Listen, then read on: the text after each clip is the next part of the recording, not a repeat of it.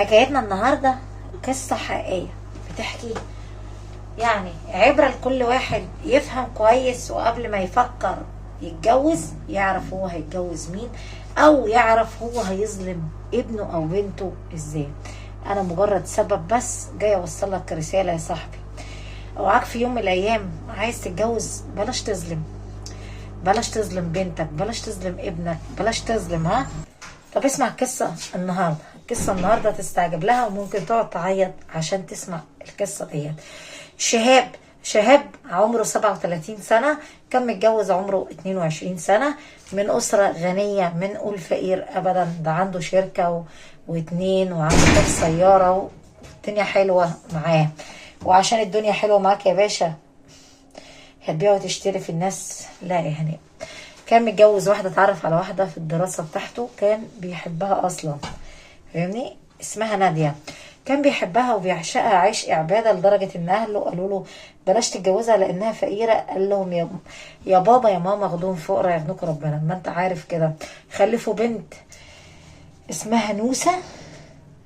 وبعد كده البنت ديت فضل الزواج ده مستمر، وقالوا له خلاص اقطع علاقتك بينا. اهله قطع علاقته، خد لها شقة وعاشوا مع بعض.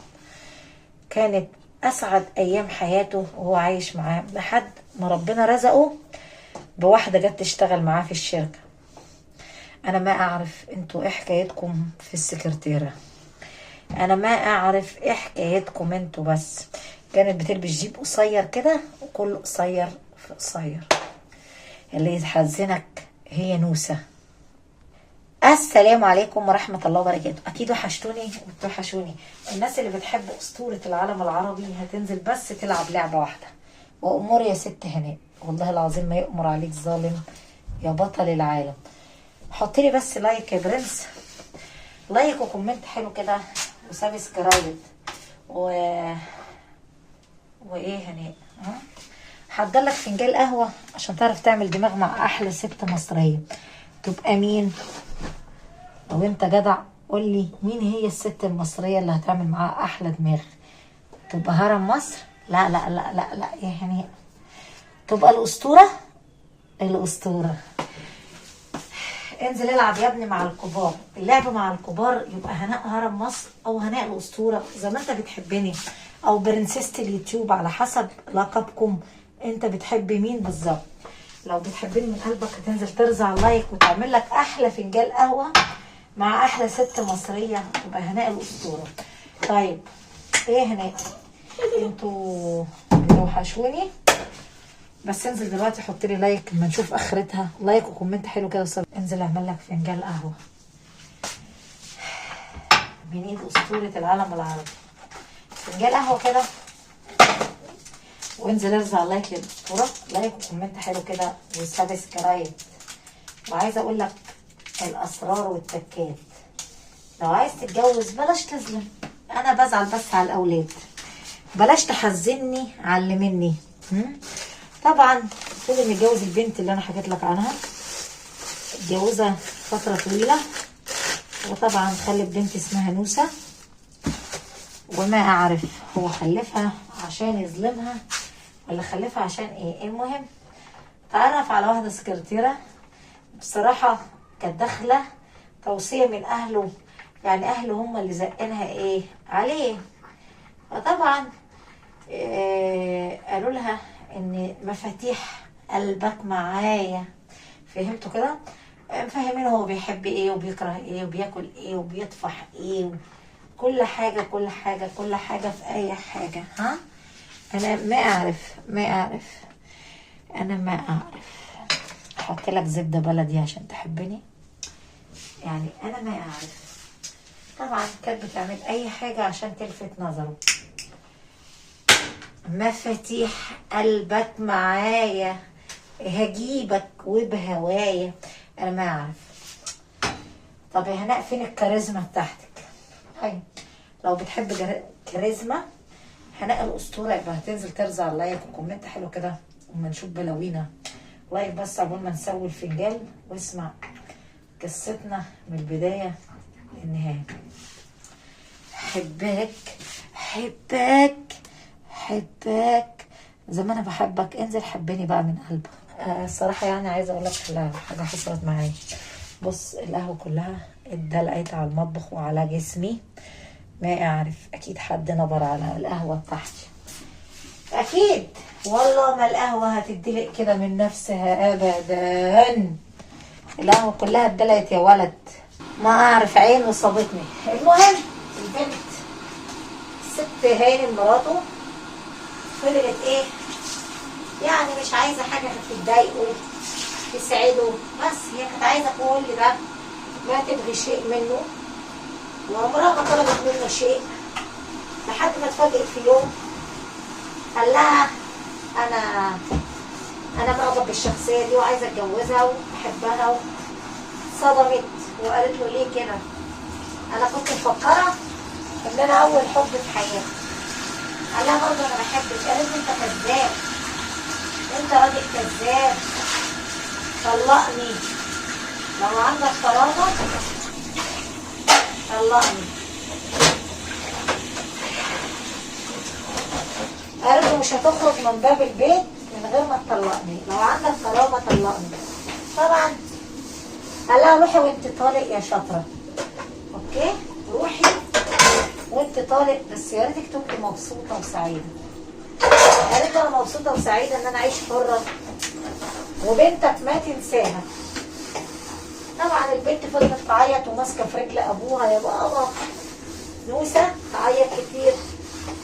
طبعا مره واحده الزوجه بتكشف لقيت عندها نسبه جالها سكر في الدم، فكانت بتاخد انسولين بعد الزوج ما طلقها، كانت بتبكي كتير من الزعل جالها السكر. والله انا ما عارف هو في راجل بيتزعل عليه ولا مش مهم. ازعل يا صاحبي ازعل. المهم انا بقول ان ما في راجل يتزعل عليه بجد هنا وحياة عبد الجد. الراجل ما يتزعل عليه، بالذات الخاين. انت خاين ما يريدك والعطر ما يفيدك، سامحتك 1000 مرة. المهم الزوج ما كان يعرف ان جالها السكر والكلام ده كله، وكان بيبعت لها مع الشوفير مصاريف بس للبنت ومش عارف ايه وايجار الشقه. البنت كانت بتروح الصيدليه تجيب لامها الانسولين ودواء السكر وتديهولها ومش عارف ايه، لحد ما البنت قامت يوم فجاه كده بتصحى امها ما بتردش. البنت ما تعرف يعني ايه موت يعني ايه حياه، ما كانت تعرف. لقيت الزوجه ماتت، امها ماتت وهي ما تعرف. طبعا قعدتها من على السرير، وللاسف يعني البنت عشان قلبها حنين جابت دفت لامها شويه ميه في حاجه كده، وجابت الميه وحطت رجليها بشويه ملح وغسلت لامها رجليها وبللت لها وشها وقالت لها يا ماما ما تتعبي نفسك، انا اجيب لك لحدك ايه كل شيء. وراحت فطرت، عايزه تفطر امها، امها مش بتبلع الاكل. ليه يا ماما ما تفطري ما تفطري؟ ما ردت الام عليها لحد عدى 3 ايام. البنت الناس شامين ريحه كده والبنت معاها لحد ما الملابس بتاع البنت اتوسخت. عدى 3-4 ايام وحست ان امها فيها حاجه غريبه كده، ريحه كريهه. طبعا الناس بعتوا للاب جابوه عشان يشوف بنته او يشوف في ايه في شقته، هو كان مستأجر في المكان ده. للاسف يعني ليه البنت قاعده مع الام هتغسل لها رجليها مش عارفه تعمل ايه. طلبوا الاسعاف وقال لها دي ماتت. البنت بقت تعيط وتصرخ وتقول ماما ماتت. امر الناس تشيل الام، حطوها على الترول وغطوها بالملايه، والبنت فضلت تصرخ. مراته دي كان معاها ولد هو بيربوه لها، هو ما خلفش الا نوسه. خدوها معاهم وقفلوا الشقه دي عشان يسلموها لاصحابها. الدنيا غريبه. الام كانت شاريه لنوسه دبدوب صغير وهي محتفظه بيه زي كده ارنوب صغنون. طبعا البنت فضلت تبكي وتعيط كل يوم على امها ومش لاقياها، لحد ما الام طلعت روح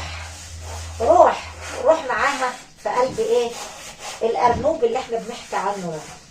روح سكنت الدبدوب، وكانت البنت الست بتخلي الاب مش هنا، والولد يقعد يتريق على البنت ويضرب فيها ويعذبها. البنت تقعد تعيط وما تعرف تشتكي للاب، لحد ما جه يوم للاسف يعني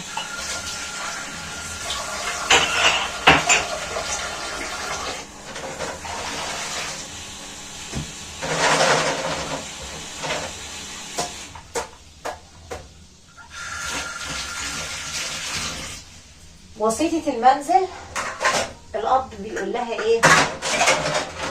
خلي بالك مع نوسة. قالت له خلي بالك انت من بنتك، هي اللي فضللك، انت ما خلفت غيرها، كفايه امها ماتت مظلومه.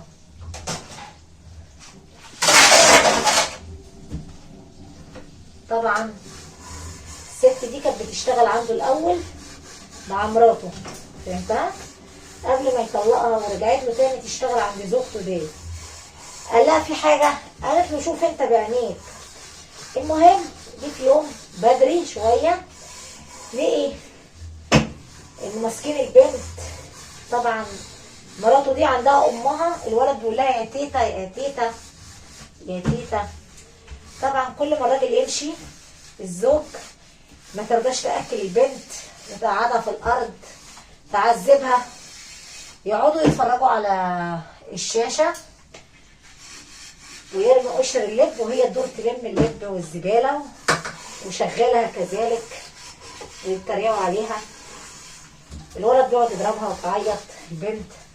امها تيجي تحوش عنها الروح. البنت بتقول لها ماما انت جيتي يا ماما؟ قالت لا يا حبيبه ماما خلي بالك من نفسك، خلي بالك من اللي بيعملوك فيك.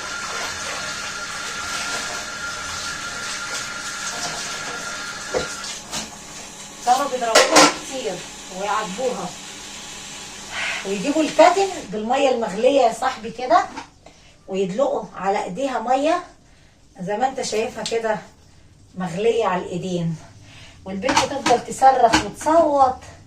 نوسه تفضل تصرخ وتصوت وتعيط وتنده يا ماما والدموع تنزل من عينيها. ايه شعورك؟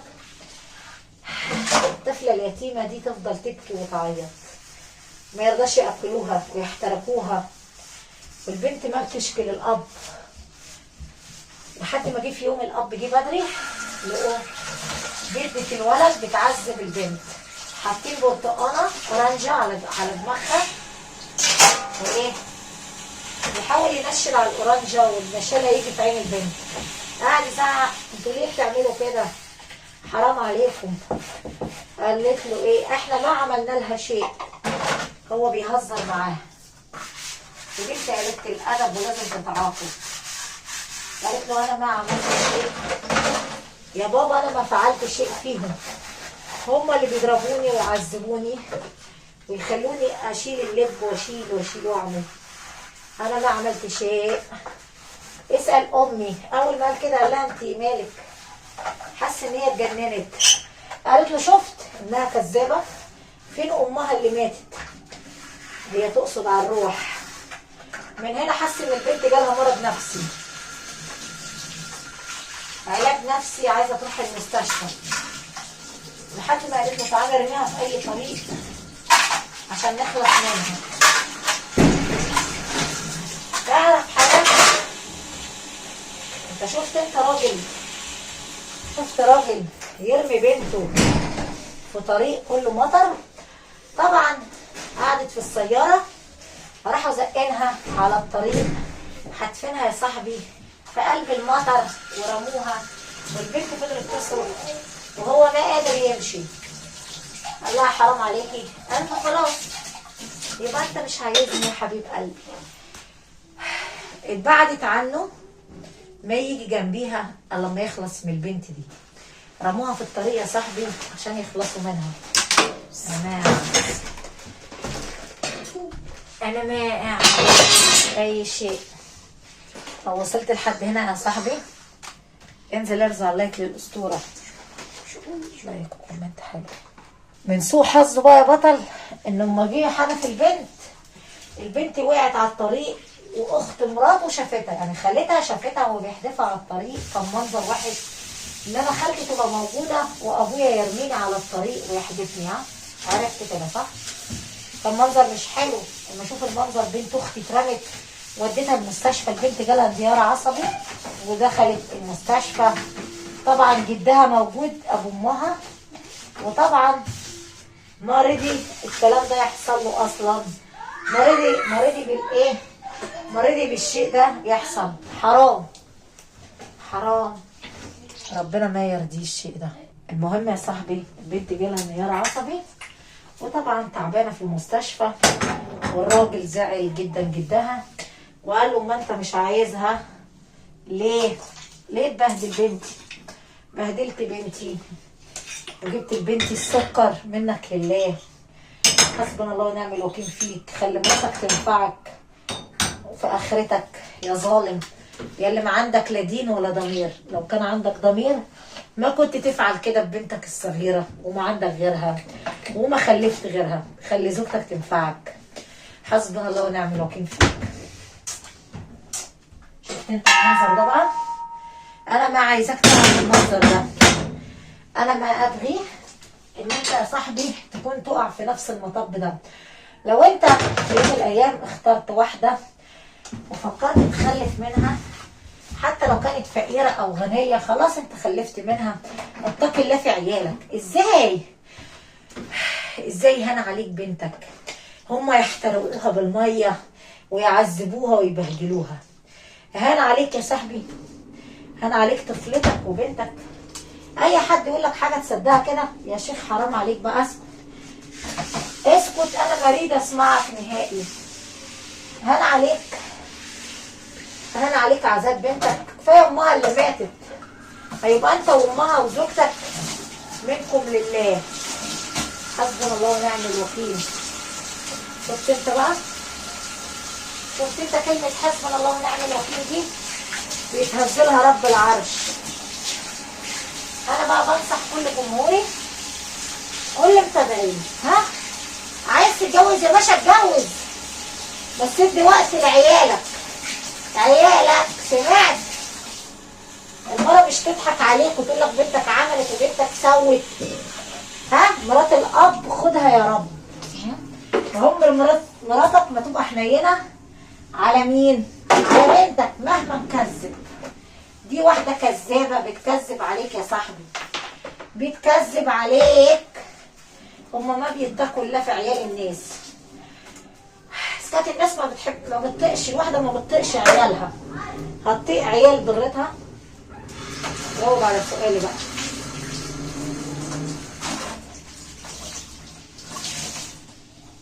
كلامك صح يا اسطوره هناء. ولا اسطوره ولا زفت، والله العظيم انا مخنوقه. ودي كانت قصتنا المزفته النهارده اللي ضايقتني. والله العظيم انا متضايقه كتير والدموع نزلت من عيوني. اول ما سمعت القصه دي كنت متضايقه على البنت اللي بتبكي بتغسل لامها رجليها وهي ميته، وما تعرف شيء ان الام دي ماتت. ما كانت تعرف ان امها ماتت. عرفت صح؟ شفت انت بقى؟ حرام عليك تظلم الناس وتيجي على الناس يا صاحبي. انت بقى قول لي النهارده رايك ايه في اللي احنا بنحرق في المحارق؟ ولو ما عجبك رايي مش لازم تقول لي رايك، عشان رايك هيضايقني. وانت اتقي الله شويه ببنتك او ابنك. يا عم عايز تعيش ورا شهوات الدنيا روح عيش وخلصنا، بس اسمع عيالك، اتقي الله في عيالك. مفيش حد هيتقي الله فيهم ولا امهم اللي خلفتهم. ما تقول لي مرات الاب خدها يا رب، خدها بحق جاه النبي. كل ست ما تتقيش الله في عيال مش عيالها منها ليه؟ ليه كده يا هناء؟ قلبي محروق. والله قلبي محروق على البنت نوسة الغلبانة اللي عاشت من غير ام وجالها حالة نفسية وجالها اكتئاب وما الاب ما بيسمع.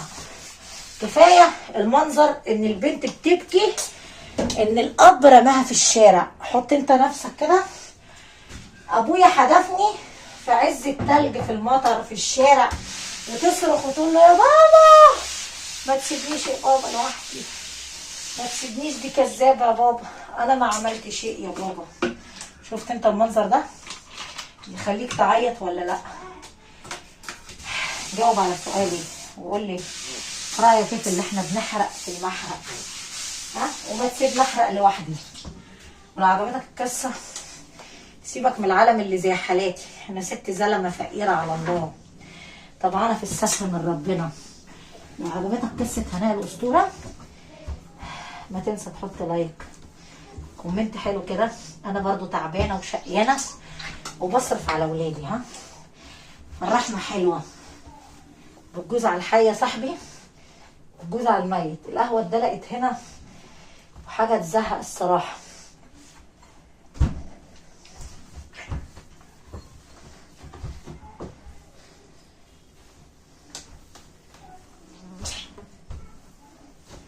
ادينا نضفها.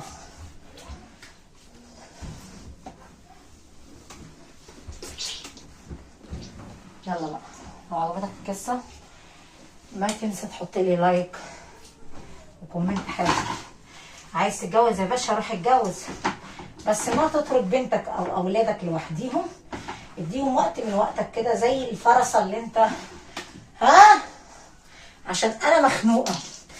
زي الفرصه اللي انت بتروح لها، يعني انا ما اعرف انت بتروح لها كام يوم او انت نايم معاها او عايش معاها كده. ارحم نفسك فيرحمك في الدنيا ويرحمك في الاخره يا صاحبي. هتموت، عيالك هيكرهوك وما في حد هيحبك، ولو جالك شويه مرض ورقت ابنك وبنتك هيقولك سيبيه يغور في 60,000 داهيه. ليه توصل نفسك ان بنتك تقولك ما تموت ولا تغور في داهيه؟ لان انت اخترت تتجوز واخترت تعيش مع مراتك. قسما بالله العظيم ورحمة ابويا في تربته انا ما بكذب، انا ابني اللي خلفته بقول له يا ابني يا حبيبي اسأل على ابوك. قال لي اسأل ايه ابن فهمت انت كده؟ اسأل عليه ايه؟ انا ما عايز اشوفه، انا ما اريد اشوف ابويا وعمل لي ايه. ابويا اللي انت بتتكلمي عليه ده هو فعل لي ايه؟ ما كان حنين عليا، كان بيضربني ويموتني. ده تركك وراح اتجوز واحده تانيه وما اختار ولاده، اختار ست تانيه. يا ماما اول ما مسك الفلوس عرفت اللعبه ماشيه ازاي يا باشا؟ اختار واحده تانيه اول ما الفلوس لعبت معاه. انا ما ابغى اشوف ابويا وما عايزه في حياتي. احنا ما عايزين غيرك عشان احنا بنحبك انت. وبنتي بتقول نفس القصه دي، انا ما عايزاه ولا بحبه ولا يريد منه شيء. عرفت يا بطل؟ انا ما عايز منه شيء، ما بيجيب لي لبس، ما بيجيب لي شيء، ما بيجيب لي اللي انا عايزه. يا امي انتي امنا وانتي حبيبتنا وانتي كل شيء، بس انا واجبي اقول له ابني حب ابوك يا ابني عشان خاطري، حب ابوك، ابوك ثم ابوك. انا عشان انا كنت بحب ابويا واقول له رضا الاب من رضا الرب. يا ابني عشان خاطري انسى اللي فات وحب ابوك. ده عشان انا بنت حلال وابويا راضي عني. انا ابويا راضي عني وداعيلي، فمش عايز ايه ابني يطلع وحش وقاسي. ومن عمل يعمل لو بعد حين يا صاحبي. كلامك صح يا هلا. انا عشان بنت حلال مش عايزه اولادي يكرهوا ابويا، عشان كنت بحب ابويا قوي قوي. وحاليا باخد رضا امي، رضا الام من رضا الرب. انا عايزه امي تدعي لي وما عايزه شيء، ما ابغي شيء من الدنيا غير رضا ربنا ودعوه امي ليا. يا بخت اللي امه بتدعي له احسن من اللي امه بتدي له. يلا بقى، عجبتك قصه هناء الاسطوره؟ ما تكسفني، ما تكسف معايا وما تكسفني يا صاحبي وانزل حط لي لايك كومنت حلو. لو عندك اتقي الله فيها واتقي الله في عيالك. العيال هيطلعوا بيكرهوك وما حد هيقف جنبك اما تكبر في السن والدنيا تيجي عليك. دي رساله من مصر ام الدنيا ليك. حب ولادك وخدهم في حضنك عشان تلاقيهم في يوم من الايام. واللي زرعته هتلاقيه يا صاحبي، ها؟ واللي زرعته مع ابوك وامك في يوم من الايام هيقعد لك في عيالك. عيالك هيعملوه فيك. لو سمحت اتقي الله في ابوك وامك عشان ولادك يعملوا معاك. لو كنت بتحبني من قلبك وحياة النبي يا شيخ ما تكسر بخاطري.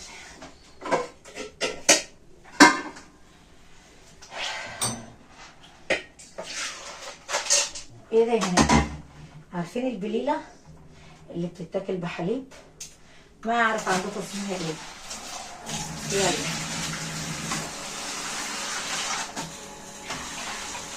هي دي انا هسلقها. انا عايزه اكلها. بص عارفين القمح اللي بيبقى بليله؟ هو ده شايفينه. المهم يا باشا انزل حط لايك. خلي بالك عشان انا بتعب في الفيديوهات دي، ها؟ وزي ما بتعب يا برنس انزل قطر بنت مصر حط لي لايك وكومنت حلو. بلاش لو سمحت تتجوز واحده انت ما متاكد منها. كده عيالك فهمت اللي هيكرهوك في يوم من الايام. الست دي مش هتنفعك بشيء. وما تدور على شهوات الدنيا، دور على اللي منك، على اللي من لحمك، على اللي من صلبك اللي هم ولادك. انا ما اقدر اقول لك شيء غير انك اتقي الله في عيالك. عايز تتجوز اتجوز بس ادي وقت لعيالك وخدهم في حضنك واسمعهم. ممكن الست دي تكون بتعذبهم بتبهدلهم بتضربهم. عجبتك قصه هرم مصر؟ ما تنسى تحط لايك بس، ها؟ كومنت حلو.